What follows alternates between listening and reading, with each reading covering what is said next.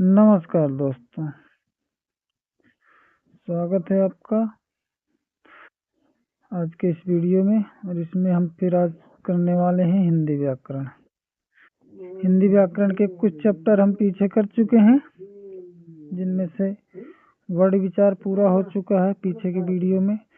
शब्द विचार भी लगभग पूरा है, लेकिन शब्द विचार में जो और चीजें हैं उनको आज देखेंगे। शब्द विचार में ये रह गया था हमारा शब्द विचार प्रयोग के आधार पर शब्द। तो ये होते हैं संज्ञा, सर्वनाम, विशेषण और क्रिया।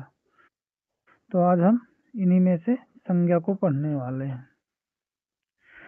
तो ये रही आपकी संज्ञा की परिभाषा। जैसे आपने बचपन से हम लोग पढ़ते आए हैं, सिंपल सी परिभाषा है। जैसे कि किसी भी व्यक्ति, वस्तु, स्थान या भाव का बोध कराने वाले शब्दों को संज्ञा कहते हैं। बचपन से आप सभी इसी परिभाषा को पढ़ते आए हैं, इसमें कोई ज्यादा कुछ नहीं है। संज्ञा के 3 भेद होते हैं,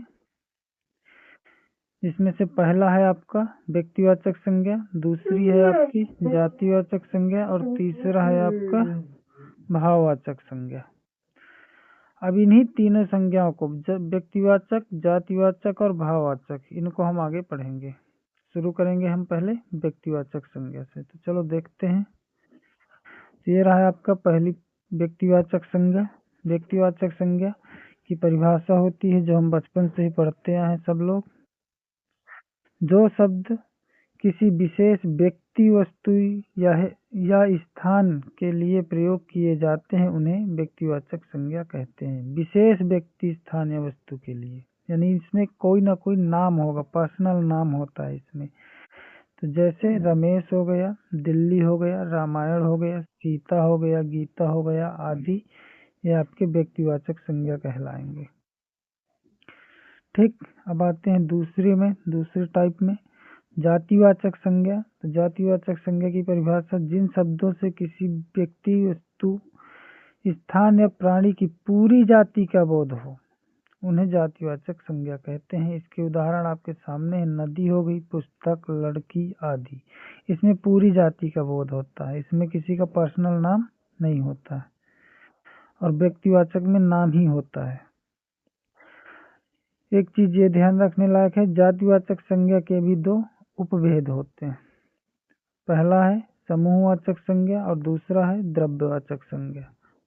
अब इसके दोनों भेद देख लेते हैं। पहला समूहवाचक संज्ञा, जो शब्द किसी समूह का बोध कराते हैं, यानी पूरे समूह का बोध कराते हैं, झुंड का झुंड, ठीक है, उनको हम समूहवाचक संज्ञा के शब्द कहते हैं। जैसे कक्षा हो गया, दल हो गया, सेना हो गया और गिरोह हो गए। ये सब झुंड में रहते हैं, ग्रुप में रहते हैं, समूह में। तो इसलिए इन शब्दों को, जैसे कक्षा में एक लड़का नहीं रहता, ग्रुप में बच्चे रहते, इसलिए कक्षा को हम समूहवाचक कहेंगे। दल में भी कोई एक इंसान नहीं रहेगा, ढेर सारे लोग रहेंगे। सेना में भी ऐसा ही है। तो अब देखते हैं इसका दूसरा टाइप, द्रव्यवाचक संज्ञा।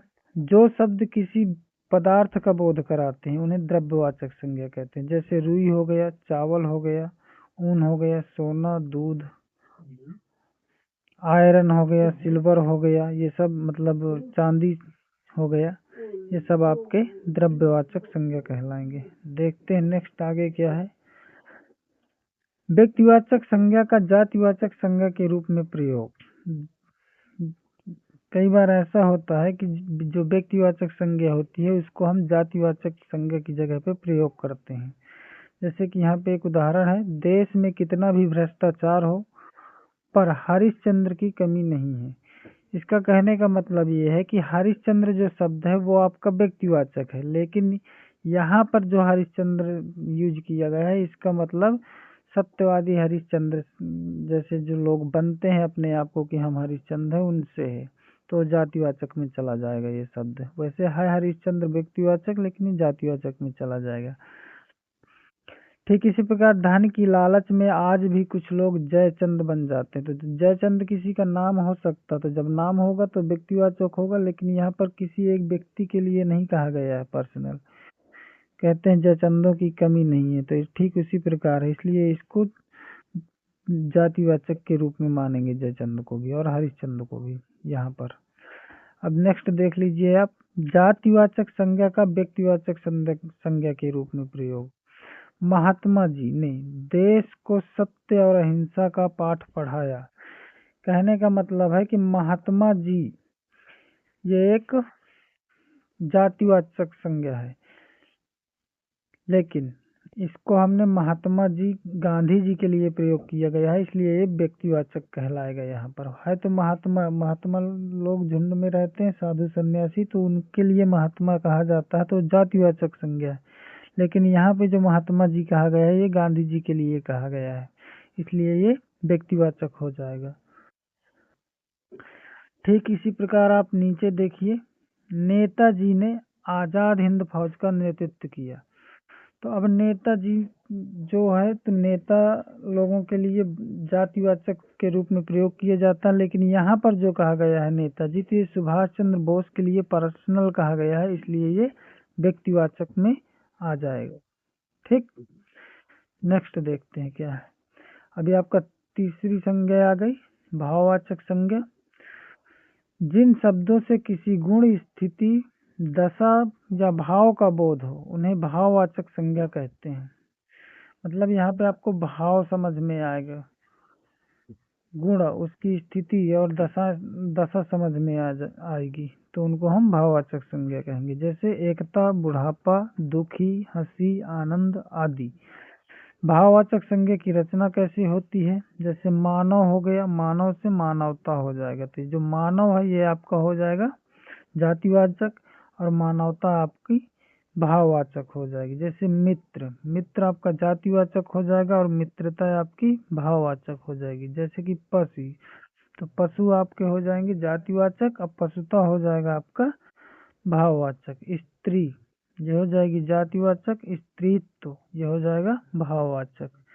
इंसान, इंसान हो जाएगा जातिवाचक और इंसानियत हो जाएगी आपकी भाववाचक।